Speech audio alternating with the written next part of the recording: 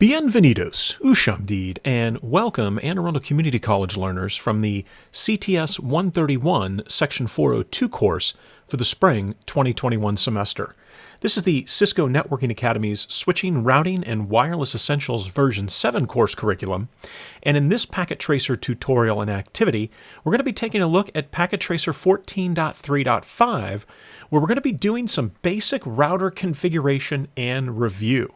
And this is a pretty comprehensive activity, so let's go ahead and take a look. We've got some certain objectives here. There's going to be a part 1 and a part 2.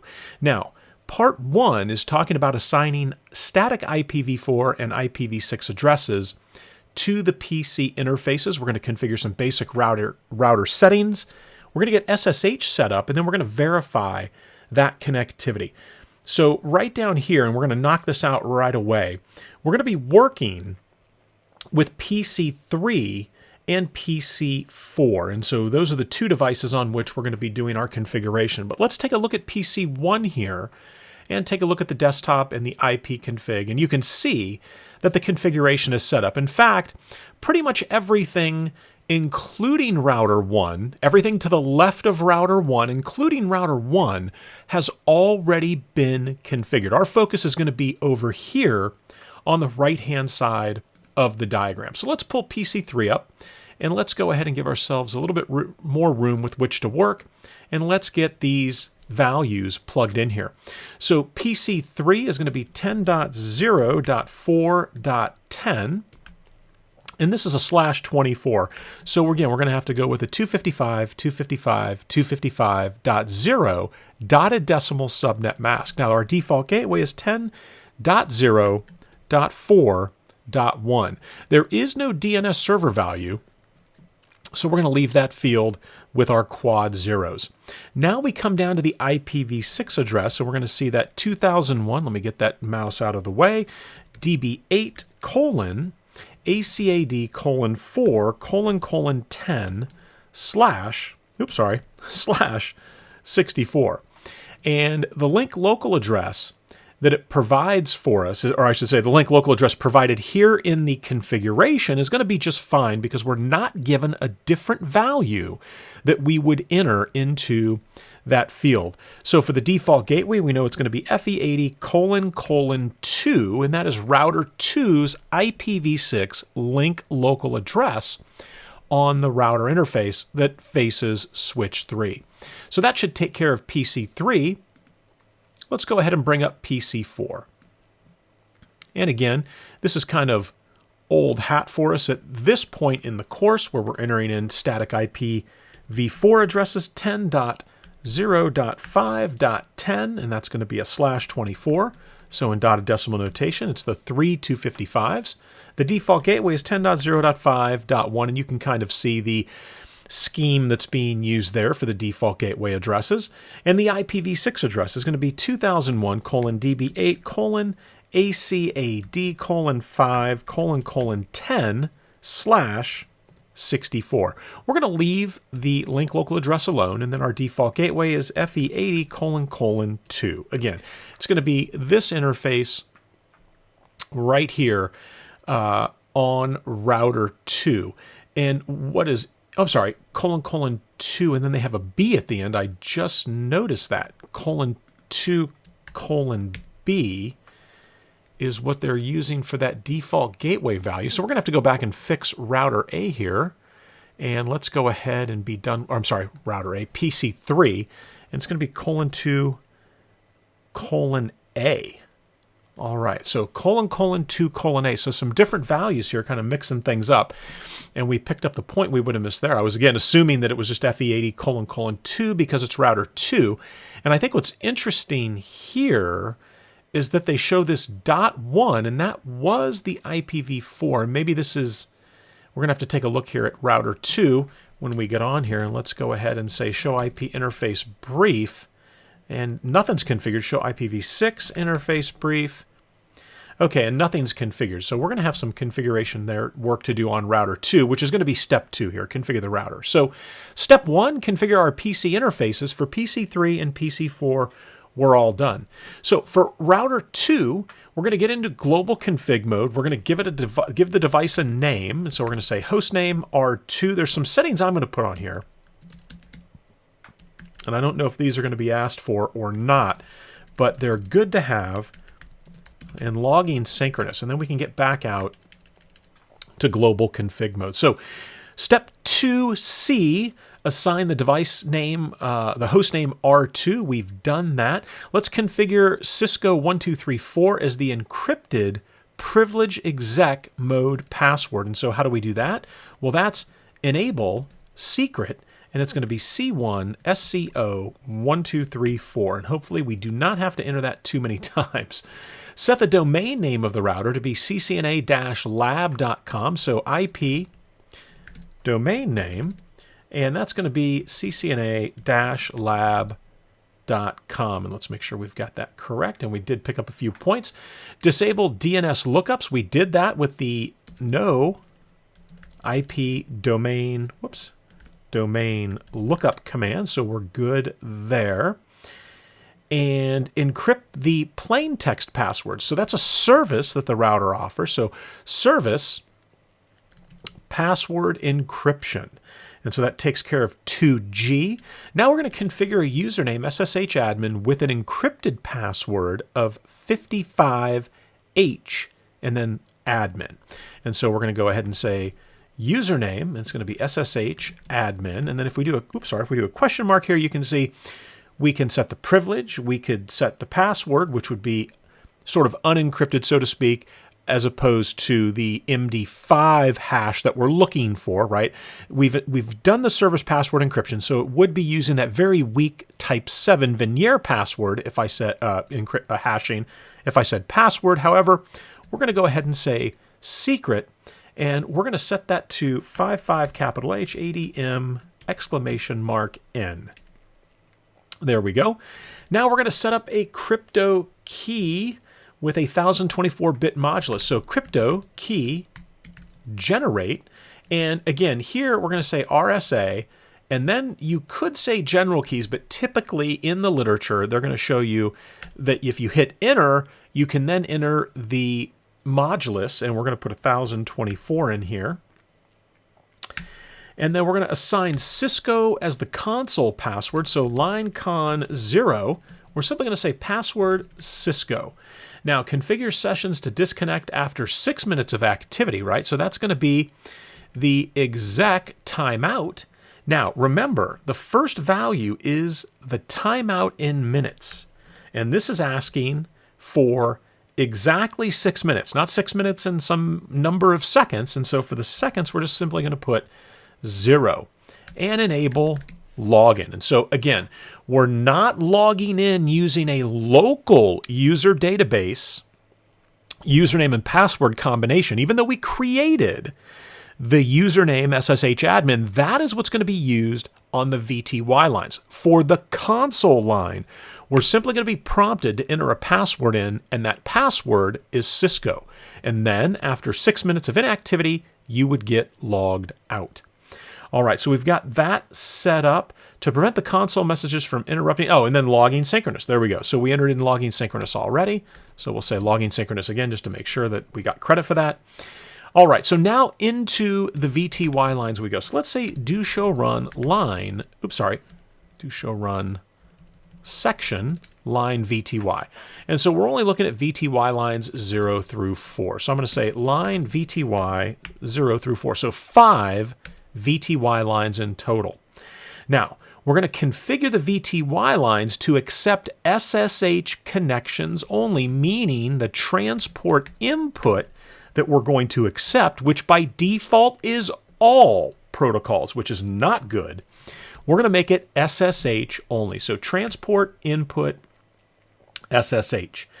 We're going to configure the sessions to disconnect after 6 minutes of inactivity, so exec timeout 6, and then enable login using the local user database.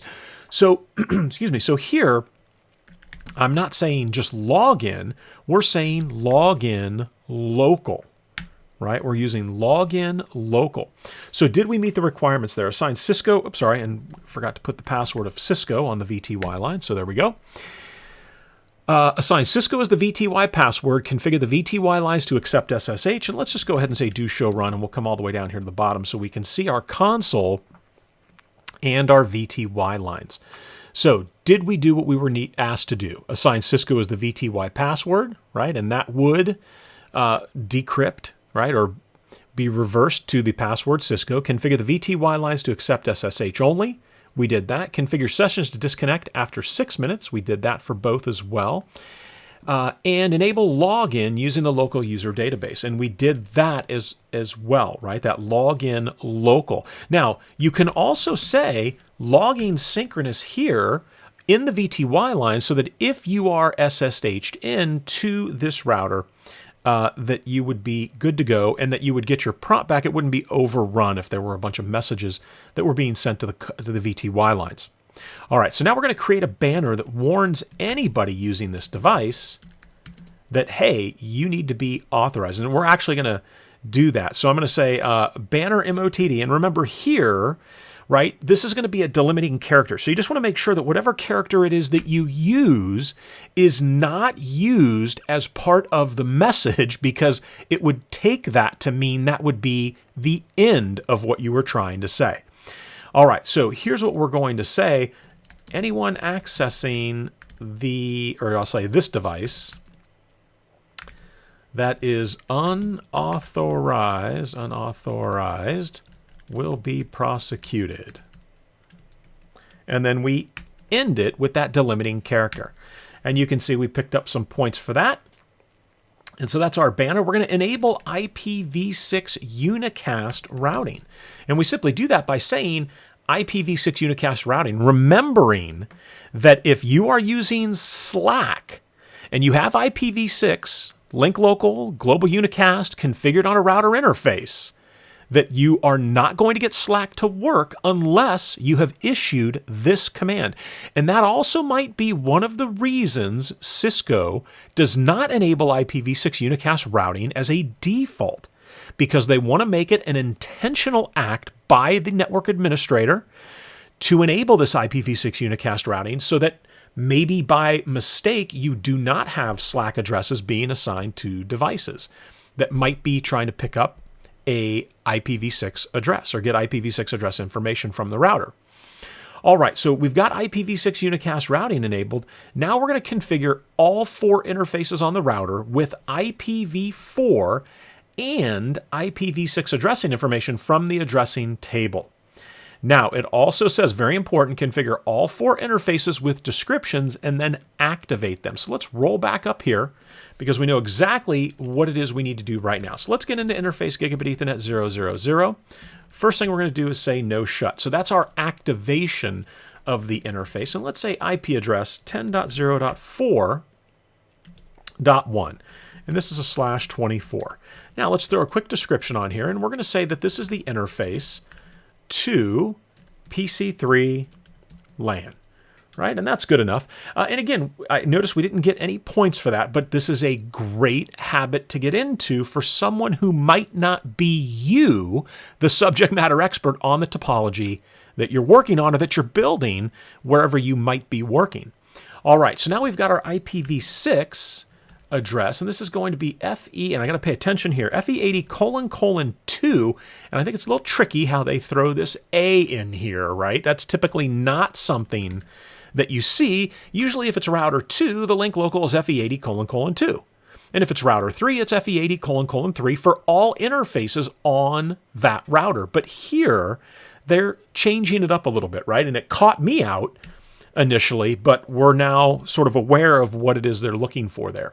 So IPv6 address, and we're going to go with 2001:DB8:4:1/64. And that takes care of interface gig 000. Let's get into interface gigabit Ethernet 001. So again, we come in, we're going to say no shut. This is our LAN facing interface here, right? It's not a serial interface, so pretty good bet that this is where we're headed. So we're going to say no shut. In fact, I'm going to drop the description on here right now, and I'm just going to say interface to PC4 LAN. Right? Now, some other things that you might want to put in here is maybe you want to put in today's date, 05/07/2021. Maybe the individual who configured the interface, put some initials in here. And then maybe the CCR number that was used to bring this subnet online if you're in an organization that is using change control, right? So 8675309, we'll do that. So again, these description fields can be very valuable when you're troubleshooting things. All right, so now let's put the IPv4 address in here, 10.0.5.1, and just double checking, 255.255.255.0. And then we're going to do our IPv6 link local address. So IPv6, and again, we've got to be careful here, FE80::2:B, right? Something a little new for us when we're configuring IPv6 link local addresses. And finally, IPv6 address, 2001 DB8 ACAD 5:1/64. And so everything looks good so far. Let's get into interface serial 010. Now 010 is probably going to be, and let's see, I don't know, but I thought it would be the interface, the internet facing interface there, the one that goes below router 2. However, this is the interface between router 1 and router 2. So we brought it up with no shut. Let's get a description on here right away, and let's go ahead and say interface to the router 1 LAN. And again, you can throw your initials in here. You can throw a date in here, 050. So it's showing different formats, 2021, and then maybe CCR number 1, let's go 31411519, right? We'll do some pi puns here. And we've got that done. So IP address on this interface is going to be 10.0.3.2. Now, this is also a /24. I'm just double checking that because typically these links would be a 30, maybe a 29, but typically a 30. So I'm just double checking that to make sure the diagram shows a 24 and the addressing table shows a 24. And then we have this 30 down here on our public-facing interface. All right, so IPv6 address for this is going to be FE80::1:C for a really bizarre link local value.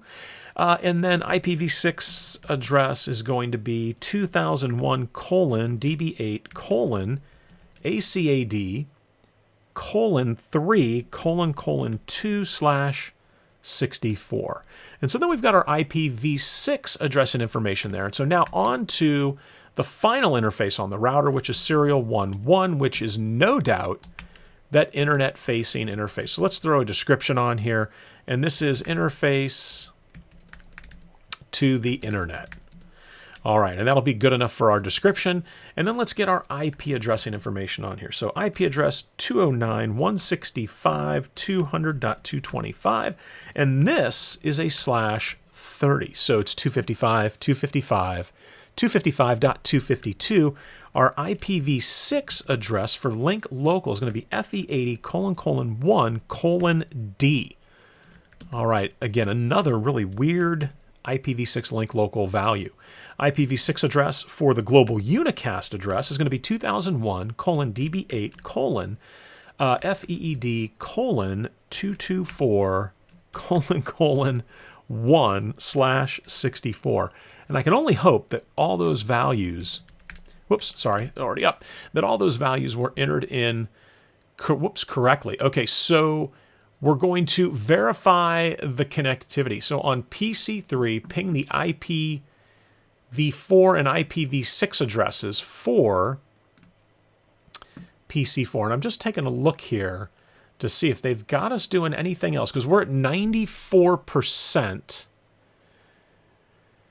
And I want to make sure that before we move on, and I'm hoping that maybe this is it. Didn't save, copy, running config, startup config. All right, so no, they're not going to give us any points for that. All interfaces were active. Let me just really quickly here check results to make sure. Okay, it did not like, so the description, the banner in the description, well, did I miss that they wanted something? I didn't see that they wanted something specific, and maybe that is what they were asking for. Create a banner that warns anyone accessing the device. Oh, okay. So they may be looking for that phrase, unauthorized access is prohibited. So let me do that. Let's clean this up a little bit.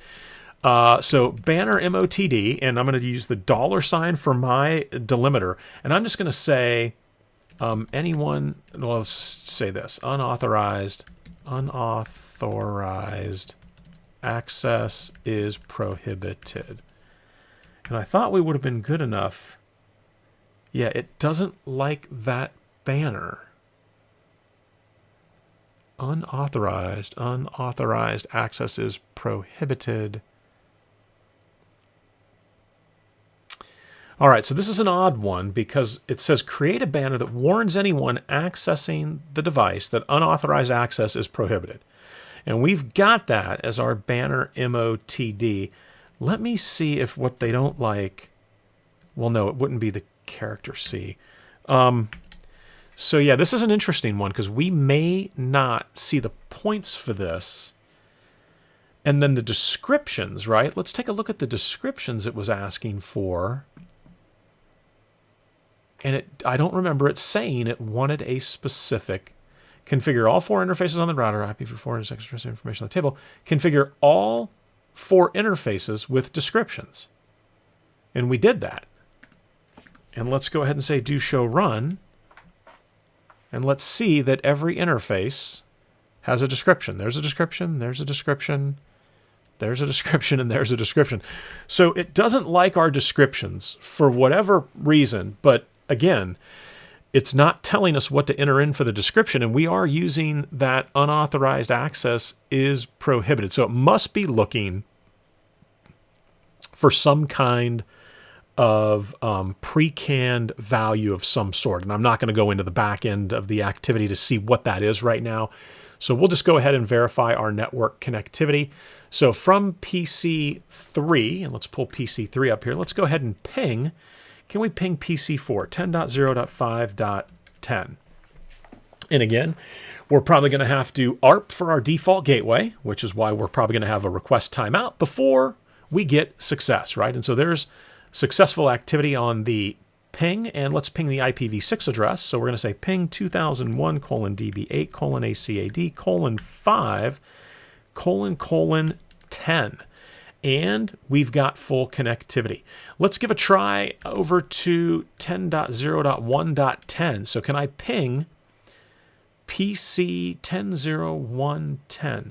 All right, so we're getting a destination host unreachable and then a timeout. So it doesn't look like we can get over there. So maybe there is something we're going to need to fix here on router 2. And it might be a default route, and we'll have to see. Let me double check that we did not have to create a default route. We did not. All right, so using the command line, the pings were successful to PC4. From the CLI, ping the serial interface of router 1 for both IPv4 and IPv6, the addresses. And good, it gives us the addresses. So let's go ahead and ping those addresses, and let's get out here. And let's save our config one more time. And let's go ahead and say ping 10.0.3.1. So can we ping router 1? We can. What about with IPv6? Can I ping 2001:db8 ACAD:3::1? And we can. Were the pings successful? Yes. From the command line from PC3, ping the ISP.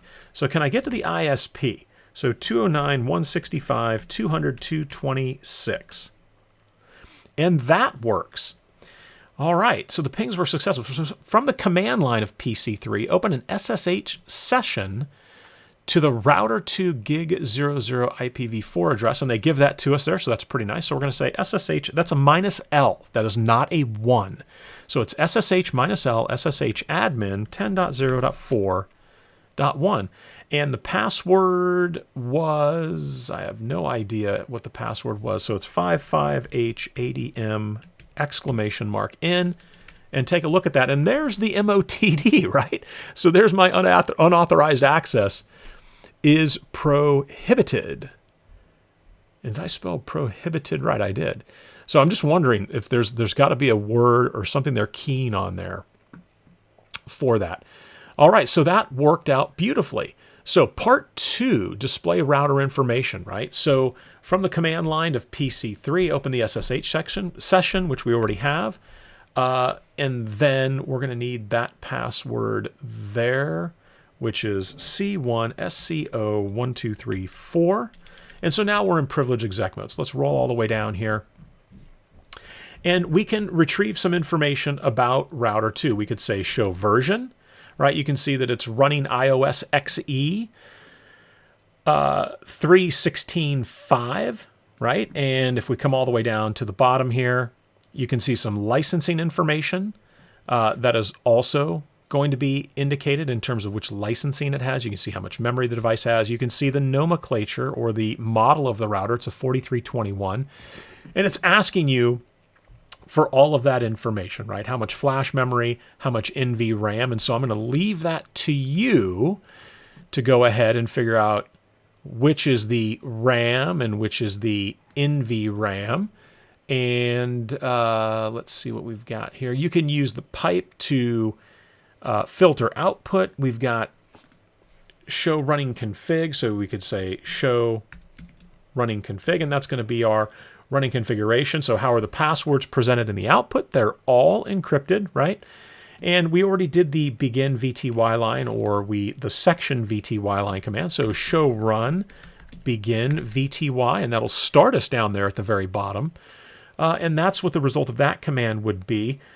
The routing table, show IP route, because I'm still interested in the fact that we can't get over. I wonder if they're going to have us fix that. So that's interesting, right? Because well, we're tied up here. So from PC4, can I ping 10.0.1.10? And we're getting the destination host unreachable. And I think it's interesting that they aren't having us do the static routing. So how many route entries are coded with the C? And that's easy enough to take a look at. And you can simply count those up. Those are the directly connected. And show IP interface brief. Okay, this is all kind of basic checking of things. So again, I thought it's odd that they didn't have us come in here and do something like this. So I'm going to say IP route quad zeros. And I'm going to send it out serial 001, which is the interface. Oops, sorry. Is it 010? Do show IP interface brief. I thought it was 010. Okay, so let's pull that back. And we'll say 010. And then we come over here to router. And we can't get on to router 1. All right, so they're blocking us from getting onto router 1. But that said, we put that static, the IPv4 static default route. And do we get destination unreachable anymore? Remember, this message is coming from router 2. Right? So now it's no longer destination host unreachable because router 2 knows how to get there. It's going to put the traffic, send the traffic out that serial link connected to router 1. And that's what it's going to do for all traffic for which it does not have a longer, more specific match. And so what I'll do is I'm going to go into the back end of the activity here. And I'm going to stop recording, go into the back end of the activity, then come back out and close things out so that we get that last 6 points. So stand by for just 1 second and we're going to get this sorted out. All right, so we're back, and I thought this was interesting, right? So I've got the answers to get us the last 6 percentage points, and here's what needs to be done. So when you go into that activity wizard in order to see what's going on, it resets the activity on you. So I'm not going to do the whole activity. I'm just going to show you that here's how you would get that 6%. So we're going to go into global config, and the banner that they're looking for, there's a regular expression that is grading the value that you enter. And specifically, they are just simply looking for the word warning, or literally warn, W-A-R-N. So I'll say warning, unauthorized access is prohibited. And that is going to be enough to get us at 2 points. And if you look on the bottom right, you'll see the completion percentage goes from 0. Well, we get 1. So I'm guessing that the 4 descriptions, are probably going to be the remaining points. So that is what it was looking for. It's literally doing a regex, a regular expression match on those characters, W-A-R-N, either upper or lowercase. And so now let's get into interface gigabit 000.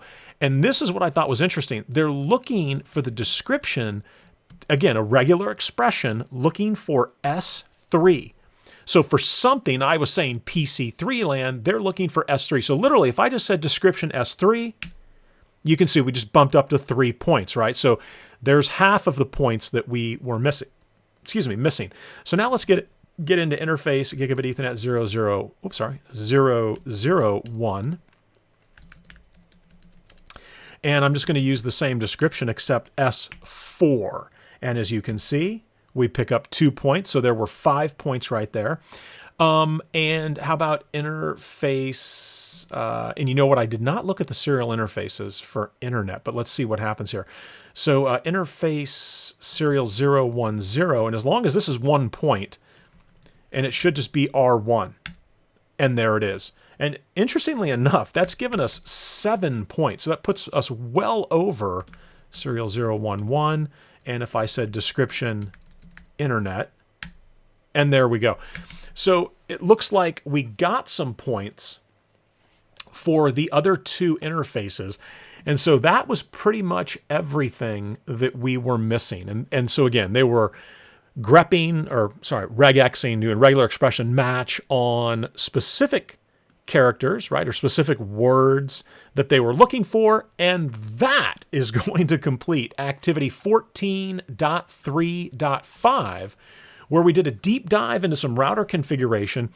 I was disappointed they didn't have us do static routing or some kind of routing there to sort of wrap that activity up between router 1 and router 2 so that we'd have end-to-end reachability. Maybe that's coming in a subsequent activity. All right, guys, thanks so much for watching. Let me know if you got any questions. And as always, I hope to see you in the next video.